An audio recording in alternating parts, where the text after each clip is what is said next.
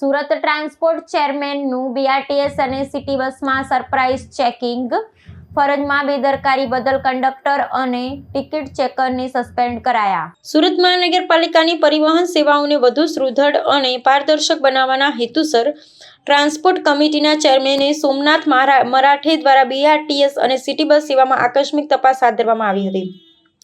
શહેરીજનોને અપાતી સુવિધાઓ ને તંત્રની કામગીરીનું વાસ્તવિક ચિત્ર જાણવા માટે અધ્યક્ષે સ્વયં બસોમાં મુસાફરી કરી હતી. આ ઓચિંતી તપાસ દરમિયાન બસમાં મુસાફરી કરી રહેલા નાગરિકોની ટિકિટની ખરાઈ કરવાની સાથે ફરજ પર હાજર સ્ટાફની કામગીરી ને વર્તણૂકનું પણ બારીકાઈથી નિરીક્ષણ કરવામાં આવ્યું હતું. આ તપાસ ઝુંબેશ દરમિયાન ફરજમાં ગંભીર બેદરકારી અને અનિયમિતતા દાખવનાર કર્મચારીઓ સામે કડક શિસ્તભંગના પગલાં લેવામાં આવ્યા હતા. તપાસમાં કસૂરવાર જણાયેલા એક કંડક્ટરને તાત્કાલિક અસરથી 7 દિવસ માટે ફરજ મોકૂફ સસ્પેન્ડ કરવામાં આવ્યો હતો, જ્યારે અન્ય એક કંડક્ટરને ક્ષતિ બદલ કારણદર્શક નોટિસ ફટકારવામાં આવી હતી.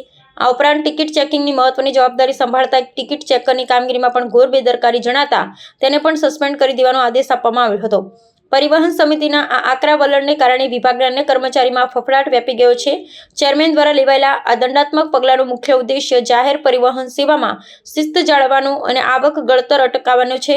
તંત્ર દ્વારા સ્પષ્ટ સંદેશ આપવામાં આવ્યો છે કે મુસાફરોની સુવિધા સાથે ચેડા કે ફરજમાં નિષ્કાળજી સાંખી લેવામાં આવશે નહીં ને આગામી દિવસોમાં પણ આવી આકસ્મિક તપાસણીઓ ચાલુ રાખવામાં આવશે.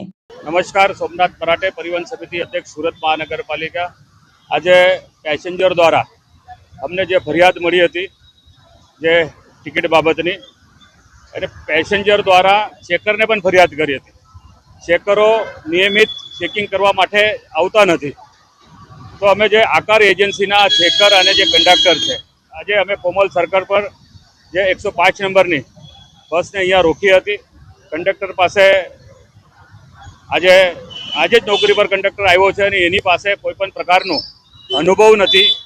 ખાલી ટી શર્ટ પહેરેલો છે, એની પાસે કોઈ પ્રકારનું આઈ કાર્ડ નથી, આકાર એજન્સીનો બી કાર્ડ નથી અને એની પાસે બીજો બી અન્ય કોઈ આધાર કાર્ડ કે વોટિંગ કાર્ડ એ પણ નથી.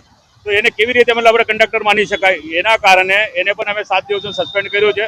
અને એનો જે ચેકર છે જીગર દેસાઈને બી અમે 7 દિવસનો સસ્પેન્ડ કર્યો છે. અને આ બંનેનું ખુલાસો આકાર એજન્સી નહીં આપે તો આકાર એજન્સી પર પણ મોટી કાર્યવાહી કરવામાં આવશે. આજે અમે જે ચેકિંગમાં અમે નીકળ્યા છે, જે બસ અમે પકડી હતી એમાં કોઈ પણ પેસેન્જર ટિકિટ વગરનો મળ્યો નથી. પરંતુ કદાચ એમને મેસેજ મળી ગયો હશે એટલે કદાચ ટિકિટ આપી ચૂક્યા હશે. પરંતુ કાન ખોલીને કંડક્ટર હોય કે જે અમારી પાસે ફેર કલેક્શનની એજન્સી હશે, કાન ખોલીને સાંભળી લે, ચેકરો બી સાંભળી લે. મારા હાથે લાગશો તો બ્લેક લિસ્ટ કરીશ અને એજન્સી પર પણ કડકમાં કડક કાર્યવાહી કરવામાં આવશે.